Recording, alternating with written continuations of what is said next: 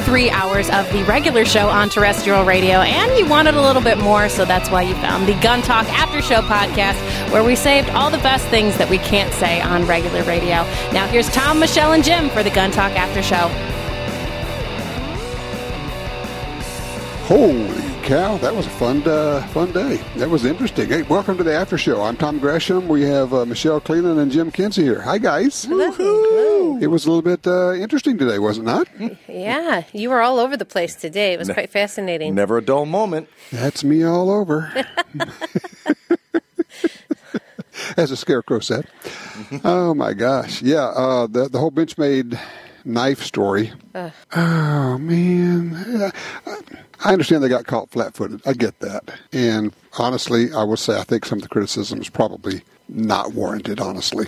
At the same time, they're backing the wrong bill in Congress. It's an anti-gun bill. They call it the Interstate Transportation Act. It's a terrible bill. But it is going to set up knife owners to get arrested, just the way the Firearms Owners Protection Act. You know, we always talk about that. But several of the states ignore it, and the courts have said they can, and you get arrested, and you can go to jail in these states. They can, I've got the Firearms Owners Protection Act. I can go through New York. Right. Yeah.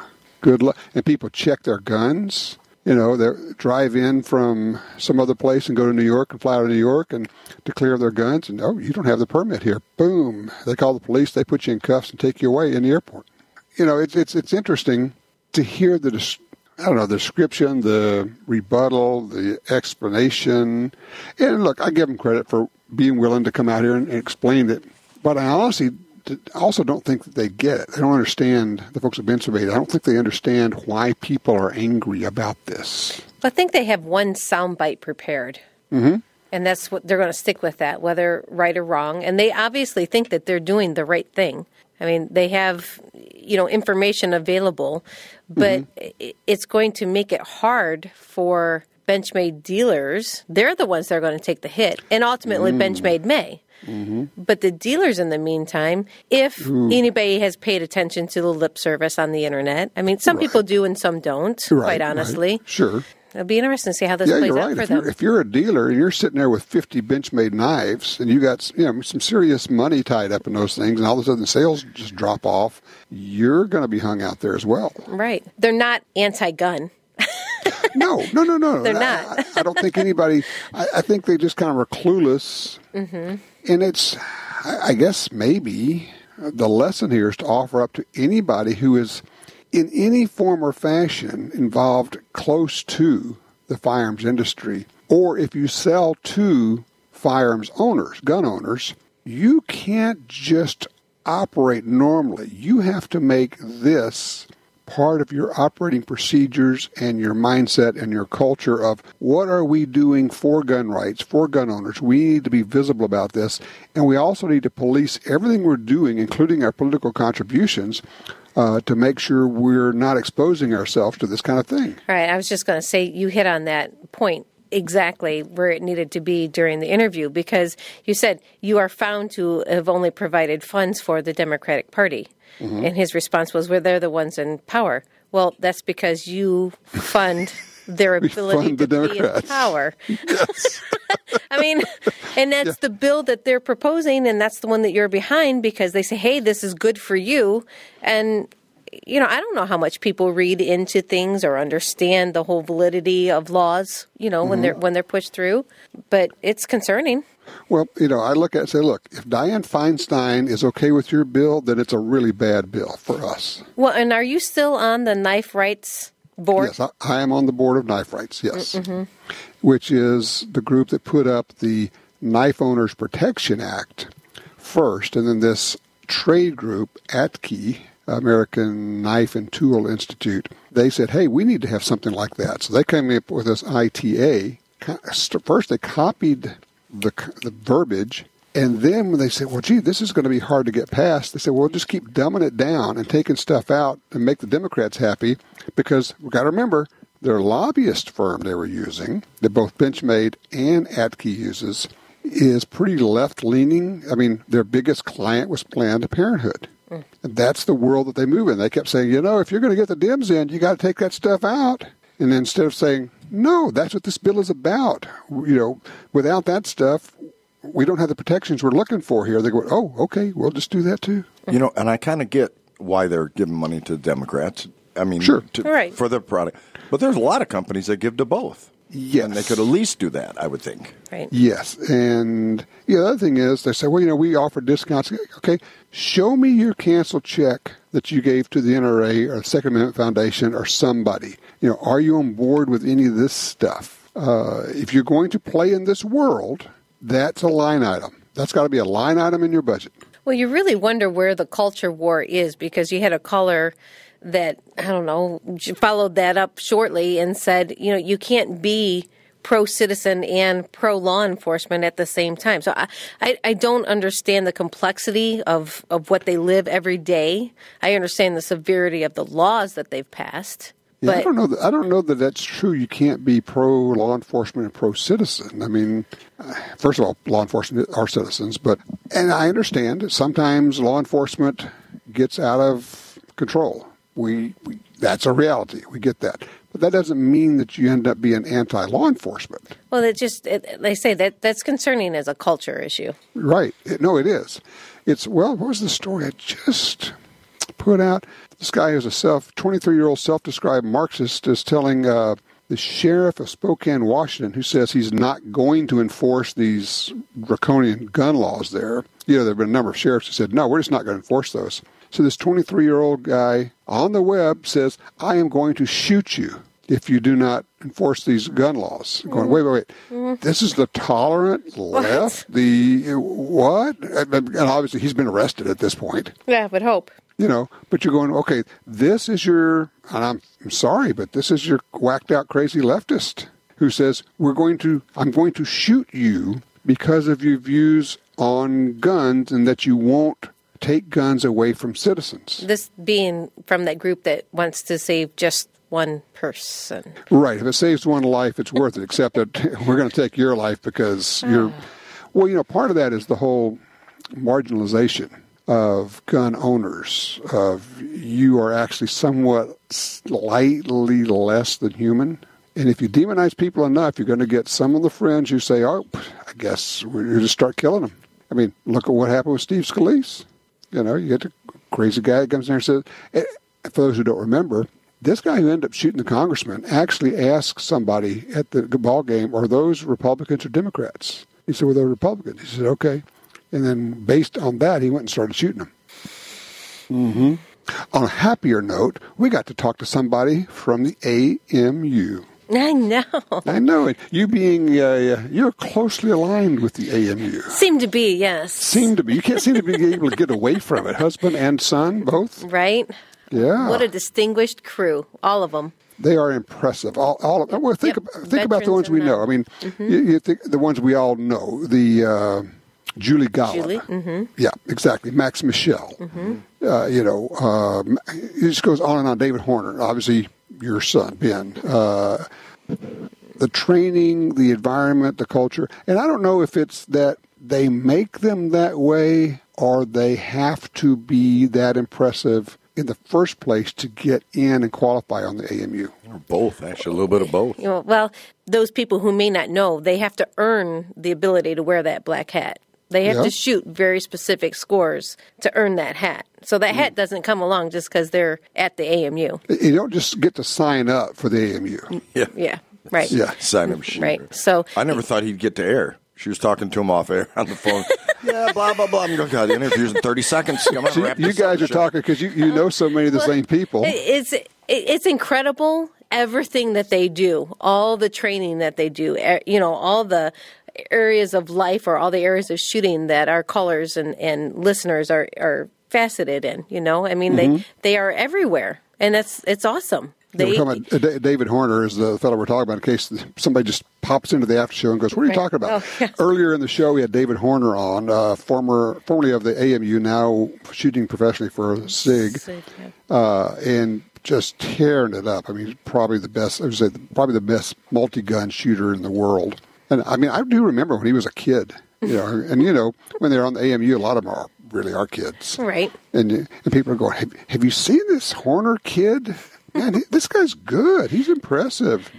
Later on, you're going, holy smokes, yeah. Right? Yeah, he finished his career hot, and he hasn't cooled down. Yes, exactly right. He moved on to his next career. Exactly. Right. So, yeah, I'm sure you guys know a lot of the same people. Yeah, it's fun. It's fun. It's fun, she says. It's fun. Yeah.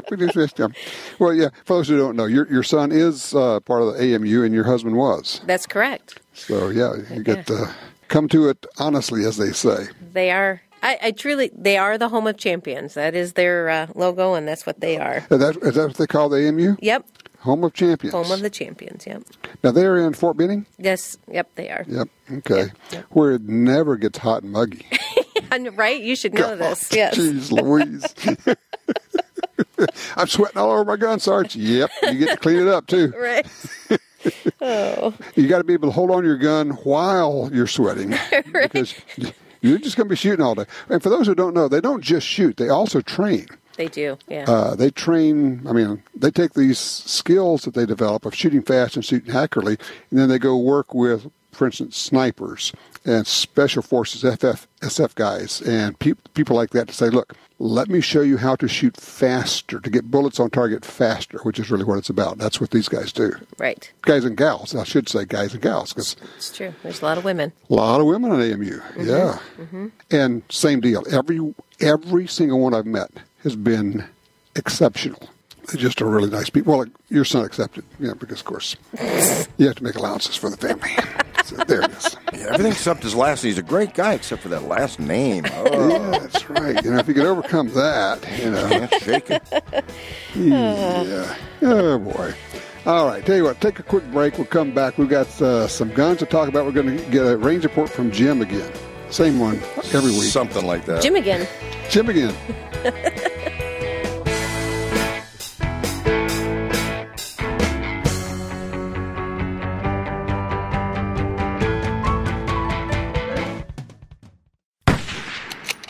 Hey, this is Marty Dangle of Dangle Defense. For years, we've been bringing the highest quality ARs to our consumers at a great value. Now we're doing that same thing again with our Delta 5 bolt-action rifle. It combines the accuracy and durability we're known for with the modularity of our AR platform. And it comes with the features the best shooters will want right out of the box. Visit DanielDefense.com to learn more. Isn't it time you got a Daniel? You got your carry permit, and that's good. But you know you could use more training. Get the DVDs, which have what you need. Springfield Armory presents Concealed Carry 1 and Concealed Carry 2 with Battle Group. Learn specific concealed carry skills from Top Gun fighting trainers. Get trained. Be prepared. This really is life and death. ShopGunTalk.com. That's ShopGunTalk.com.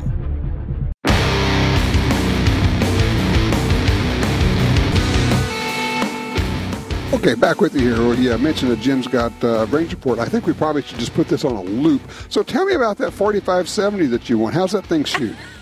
So, Michelle, what's new with you? Hi, Jim. Well, how you been? It is gusty outside. Oh, yeah, windy one today.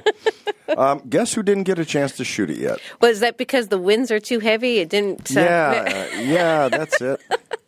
No, actually, I've been in a tech world nightmare trying to revamp things around here. And we're had some tech support issues. Blah, blah, blah, blah, blah. Kept me off the range, yeah.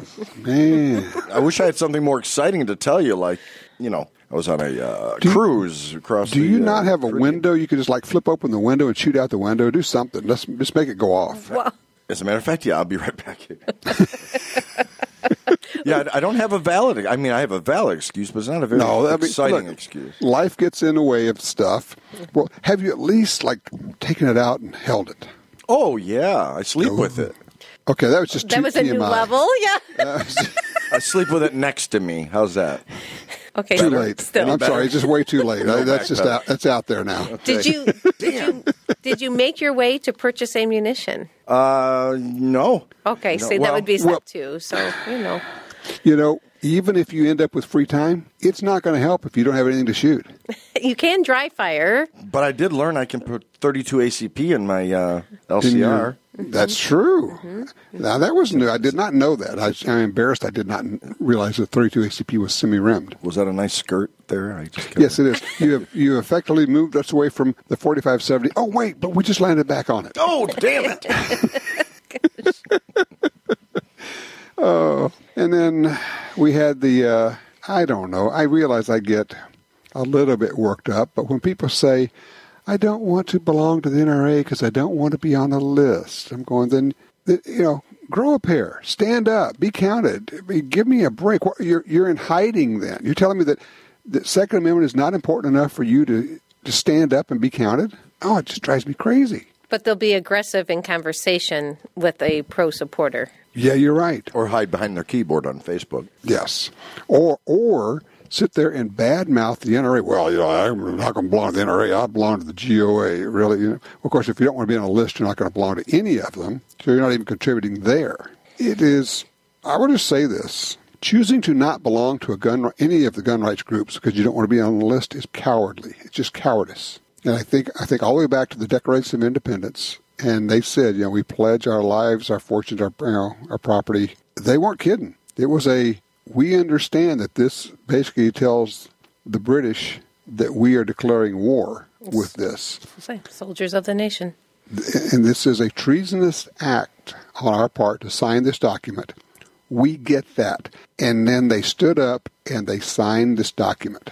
And we don't want to join a group, be on a list. I'm sure none of us can imagine how many lists we're on. Oh, come on. If you bought a gun from anybody but a private sale, you're on a list. And don't tell me, they destroy those documents after it. Yeah, right. There's a Santa Claus, too. There isn't? Wait a minute. What do you insinuate? You know what I mean? Come on. With all the technology and everything, like you said earlier, credit card search. Oh, went through a gun store. Oh, well, right. Probably bought something gun-related if it was at a gun store. Really? You think? Yeah, and all of that data is being mined, so they can say, you bought shooting muffs somewhere. You bought ammo, whatever, reloading supplies. Well, I'll tell you what, if next time you're on your computer, just start talking about chipper shredders and watch all the stuff that'll start scrolling across your screen the next couple days, whatever it is. And to tell me they're not mining all that? If you go to gun sites, even if you don't own a gun, if you're a gunnee, as far as, again, online, gun groups, whatever, you're reading it, you're on a list. Come on. It's worse than that. Go talk to somebody about a Caterpillar brand Bobcat backhoe, something like that. Just talk to them. Not on the phone, not anything else, just with your phone in your pocket. The next day, your Facebook and everything else is going to start showing those, that's just your phone listening to you. That's what I meant, yeah. So the computer does it, phone does it. Yep. It's everywhere. And, I'm not paranoid enough. Right. So, it's just the smarter than you technology we have. Oh, gosh. Well, I think it's funny. I think George Orwell kind of underestimated things. Well, like somebody said, look, the book 1984 was not supposed to be an instruction manual. Right. Yep. And, of course, I remember reading that before it was 1984. So it actually had a lot more impact then. Yep. Well. I'm still on the hunt. I thought I had a 44 Magnum lever action Marlin lined up, but I think it's slipping away. You know how sometimes you have a thing and you think it's going to happen, and then it's just, I guess I'm not going to be able to buy that one. It's a used gun. Somebody outbidding you? It's a lady that belonged to her husband. He died, and I thought, I was going to be able. I'm helping her with the deal, and I think a neighbor has going to slide in there and pick them all up. You go, okay. Well, look, it's fine. Whatever she wants to do, it's her guns. Mm-hmm. It was just one of those. I thought I was there, but that's okay, because that was a 44 Magnum. And now, for whatever reason, because I'm schizophrenic and I can't hold on to a thought for very long. Both of you are. Yes, right. What do you mean? No, I'm not. Yes, I am. I think I'm going to go with a 45 Colt, just because I think that'd be cool. And then... It's the only reason you need, really. Yes. And then I looked at Doug Turnbull's website, which you should never, ever do. Whatever you do. Because the stuff there is so gorgeous.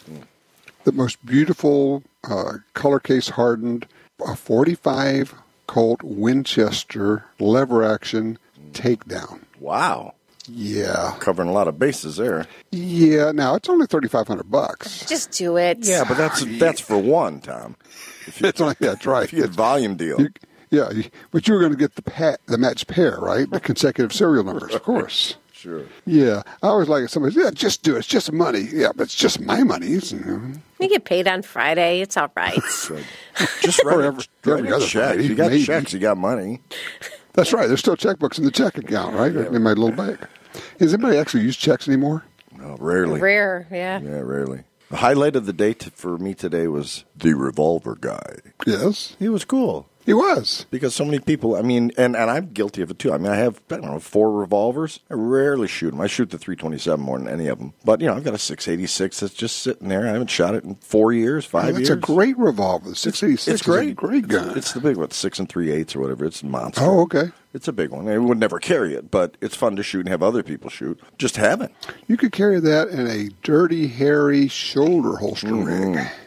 Yeah. Yeah. A good in a hat, she says. She's pointing to her head. Like a headband holster. It's a good look. You're tapping your forehead. I know. No, I was just going back to the whole hair thing. He could just carry it in his hair. You could just left it there, yeah. He's got the, you know what? Hair holster. Hair holster, yeah. Oh, wait. Think of this. You could get a hair piece that's also a holster. Wow. The hair wig, the holster wig. I like it. I think we're into an idea here. A bad one, but I'd never stopped us before. Yeah, right.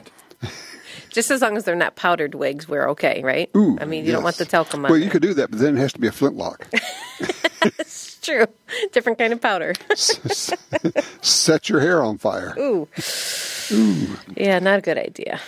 People don't understand flintlocks. And if you want to understand lock time, shoot one of those. Yeah. Patience. Patience. Pull the trigger and wait. Mm-hmm. Wait for it. Get a bite to eat. That's right. It's true marksmanship skills right there. Well, it sure teaches you follow through, doesn't it? Yes, it does. Because the same is actually true of all the other guns we shoot, including the modern ones. We just don't feel as much, but there's still lock time involved. Mm-hmm. Oh, yeah. And, I mean, things have to happen physically and, mechanically for it to go off. And that's why we have to talk about following through and trying to keep the sights on the target after the shot. Right. So The hairster. There's the name. Oh, wow. He's still there. I'm calling the folks at Aquanet and saying, listen, guys, we got to talk. Oh, my goodness. Ooh, there's some age in that one. Oh, man, let's go way back. Put that hair stir in my head. Be all set. Instead of a holster. Okay, I finally caught up. I just got gosh. Oh, God. That really is awful. That's just terrible. Thank you. That's why I like it so much. That's why you're personally investing in the idea. That's true. That's right. I want 10% of that deal. Here's a quarter. Right. Can I make payments? Oh, gosh. So let's see. What was I shooting? Oh, we were shooting 10 millimeter. Those are just fun. But, honestly, I don't want to shoot 10 millimeter a lot. It's just, a 9, I'll go out and shoot 500 rounds and not worry about it. I can't do that with a 10, and I really can't do it with a full house 357. 38's a piece of cake, but it's just What about the fun. lighter 10s? It's called a 40. Yeah, right. 10 is just a 40 on steroids. But seriously, I mean, they make lighter load 10s. They do. Yes, and some of them don't proclaim them to be lighter loads. They just are lighter loads. Correct. They just make anemic loads. Right.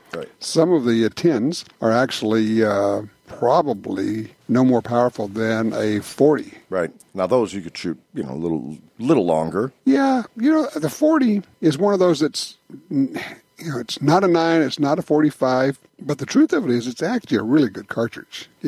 I think it's kind of fallen out of favor, though, hasn't it? Mm-hmm. Well, because 9's the cost of 9 is cheap. That's and it, too. They're just as effective. Consumer driven by the price. Yep, I think that's it. I think We're not going to get any hate mail for that. Jim said 9s are just as effective as 40s, and I'm a 40 only guy, so yeah, that always starts the deal. That's how you start bar fights. I mean, there are ballistic charts, but But in terms of when you're trying to stop an attacker, they all work equally well, which means they all work really badly. Mm-hmm. None of them are worth a flip. Oh. Did you guys see the video this week of the woman police officer who went up to the car? Yes. The guy shot at her? Yes. Oh, my gosh. You got to look that up, Michelle. It is, even after you've watched it a couple of times, you still will jump when this guy tries to kill her. Yeah. It's her body camera. And it's like a 47-second clip or something. But in the first, 20 seconds, you're looking at the guy going, okay, she pulled him over, traffic stop. His hands are in plain sight. He's casual. He doesn't seem upset or nervous. Really, And she's on the right side of the car talking to him. You can see him there. Then she comes around behind the car and walks up to the window. And he still has his hands in clear sight, though, at that time. Yeah, and then one hand disappears, and then all of a sudden, out of nowhere, his hand comes up, and he fires a shot trying to kill her. And I don't know how he didn't hit her. Right. She was right on top of him. She calls shots fired on her radio, goes around behind the car, comes around the right side, and then she shot 15 times. I counted them. And dispatched him. Yes, sent him to take the big dirt nap. Now, was there a passenger in the car as well? I don't think so. Boy, you sure wouldn't want to be him if your buddy did something stupid like that. But it was one of those reminders when you're with the body cameras, we see it, how fast it happens. It's just like you went from everything's fine to, oh, crap. Right. Just that fast. Yeah, as a matter of fact, after watching that clip on YouTube, auto plays and plays the next ones. Well, there's a whole series of defensive cop shootings. And all of them, none of them, well, there's a few that, you see the guy with the gun, they're saying, drop the gun. But most of them aren't. A guy just pulls a gun and starts firing. And just like that. Yeah, these guys don't have any time to communicate with, multiple cops. They don't have any time to communicate with each other. It's training and reaction. And I don't care how much you train, there's still got to be fear and adrenaline. I mean, you have to be. Well, and it's one of the reasons it's so important for all of us to do like this homework assignment I threw out there. Practice moving and shooting, because if all you do is draw while your feet are locked down, that's what you will do in the situation. And you need to get moving, because if he shot at you once, he's going to probably try to shoot at you again. Don't be standing in the same place. Right. And so you just work over and over and over again, just literally hundreds of times of step and draw and keep stepping, not just one step, but keep moving. Move to the side, get behind a door frame, get behind a sofa, drop down, get low, get down on the ground and shoot underneath, aim underneath the sofa or whatever you're doing. Just work on getting in your head that when this happens, I'm going to start moving and at the same time I'm going to draw. And for you machismo folks out there, it is okay to run. It's okay to hide. These guys, I'll just stand toe-to-toe with them. Let me know how that works out there, brother. Yeah, no. Running is good. Running's okay if you have that option. But, you're in the middle of, and if you have family members with you, that's not an option anymore. You have to take care of it. So, I was never really fond of Billy anyway. Hey, I got several kids. It's okay.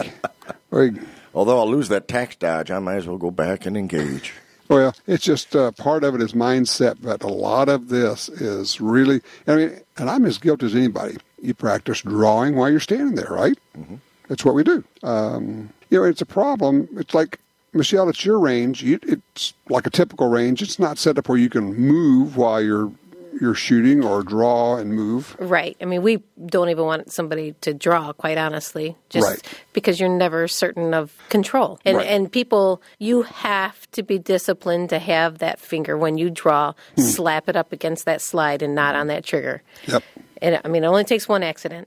And that's too many. Yeah, and in your case, I understand completely why you would have that, as your policy. And that's one of the reasons why you practice this slowly, so that when you get that first grip on the gun, you practice when it comes out of the holster, the finger is straight along the side of the slide, not straight over the trigger guard, but actually laying along the side of the slide. Yep.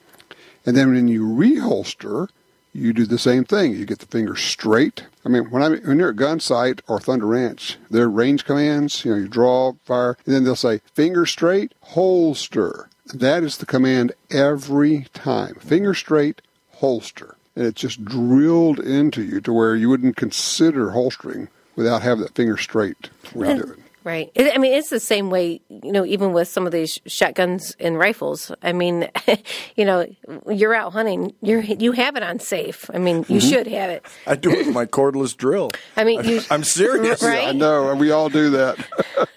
When the hairdryer comes up, you're like, oh, no. You can. That's right. Well, hey, let's shift gears a little bit since we're talking about that. It's really hard to put your finger alongside the slide on a revolver. And there's some safety issues there. You don't want your finger on the cylinder. Right, it goes underneath. Right, so it's got to be in between the two. Well, what I do is when I have it on a revolver, my trigger finger is high across the trigger guard, actually up close to the cylinder. I don't mind putting it against the cylinder. It doesn't bother me in the just slightest. under it, yep. Just underneath the cylinder, yeah. Okay. Now, what you don't want to do, you got to be careful with your offside hand. Like if you're shooting right in your left hand, the left thumb. If you are one of these people that has the grip we call the long thumb on your semi-auto, if you stick it out where it's sticking out in front of the cylinder, there is a jet of high-speed, very hot gas that comes blowing out in that gap between the cylinder and the barrel, and it will cut the end of your thumb off. Right, and not just people think they'll just burn themselves. No, it'll cut it. Oh no, it'll cut it. And if it's a bad one, I've seen the results. Somebody doing that with, it's like a 500 Smith & Wesson or something. It'll cut it off. So don't be sticking your thumb out there in front of that cylinder. That's, it is a self-correcting problem, but that's kind of ugly. Yeah. Well, you switch hands, shoot the other way. High on the back of the slide, it's the same way. Some of these people who have, and the beaver tails help with that when you can get them. And most of these guns nowadays too have a higher beaver tail type frame. But anybody that has real meaty hands or wants to put that thumb behind on the other one, I think just the web of our hand. I think we've all been bit a couple times. You get that nice slide tattoo on your slide tattoo. I like that. Well, you get scope tattoos on the forehead. You can get them on your hand. Yeah. I was looking at this video. It's on the Fox News website about these guys trying to get this pit bull off this postal worker. I mean, this thing is locked into him. It's got him, and it's on him. And we were talking, I don't know, a few weeks ago about that. I was talking about the need to understand and be able to do contact shot. Because a dog is going to be whipping around. Things are going to be like a fur ball of stuff. And if you decide you're going to do this, what I would do is I would run up and jam the muzzle right into this dog, even if it's like, on top of his spine, above the hip area, so that the bullet is going straight down into the ground, into the pavement, or whatever it is down there. So I'm not hitting anybody else, and I'm not putting it up by the head where somebody's getting bit. But the thing there is, you don't want to be 3 or 4 feet away. You want to make sure you're shooting the right place. I'm going to jam the muzzle into him. And if it's a semi-auto, when you jam it in, again, you can force it out of battery and it won't go bang. So what you do, it sounds weird to people, you actually put your thumb on the back of the slide, the thumb of the shooting hand, or you can go two-handed and put second hand right over the top of the slide. But it's weird. First time you do it, you think, oh, this is a terrible idea. You go out to the range, you put your thumb right on the back of the slide, shoot one-handed, pull the trigger, and you can keep the slide from moving at all, and it doesn't hurt your thumb. Really? It is the weirdest thing. Why doesn't it jack back and... I don't know what the physics of it is, but the first time somebody told me that, I said, you've got to be crazy. And he showed me. And so Here, Jerry, let me borrow your thumb. Well, it was Greg Lappin. I mean, you've shot with Greg. Yeah. Really? I'm thinking, okay, I mean, these guys know what they're talking about, and I know he's not going to let me hurt myself, but still, it looks scary. I don't want to lose my thumb. And you do, and you go, wow, that was nothing. Holy cow. But what that does is two things. One, it's going to keep the gun in battery, but number two, it is going to force a malfunction because the slide did not come back. Right, you're not going to have a second round. So when you come off and you're going to have to rack the slide because you've got, it didn't actually function. Gee, why would anybody ever want to carry a revolver? Yeah, there you go. Revolver would work really well there. The semi-auto works just fine in that situation, too. You just have to know, again, how to do it. It really is a great idea if you want to practice contact shots to not do that on your own, but to get with an instructor who is experienced in teaching contact shots and then work with something, and they'll usually have something you can shove the muzzle into and work on pulling the trigger with live fire and making it happen. Or you could just look it up on YouTube, right? And you can learn everything. Then you're an expert. Sure, you're an expert. I watched 3 YouTubes. Right, in your pajama pants. Right, while drawing, watching TV. That's right. Well, at least I was watching Longmire, so okay, it's good. It counts. Oh, okay. That's right then. There you go. Everything I know about guns, I learned on TV. Got to be right. You guys are talking. You and the Revolver guy were talking about spinning the cylinder and slamming it shut and slamming it open. Yeah, it makes as much sense as the guys that are turning their semis 90 degrees. And throwing bullets. Right. The whole. Well, if you can make your bullets curve by whipping your hand around when you shoot, Angelina Jolie style, sure that'll work. Then you want to say, it's just a movie. Michelle, I can use your range later, right, Michelle? No. For some reason. Gee. I've been banned. Barred for life. Right.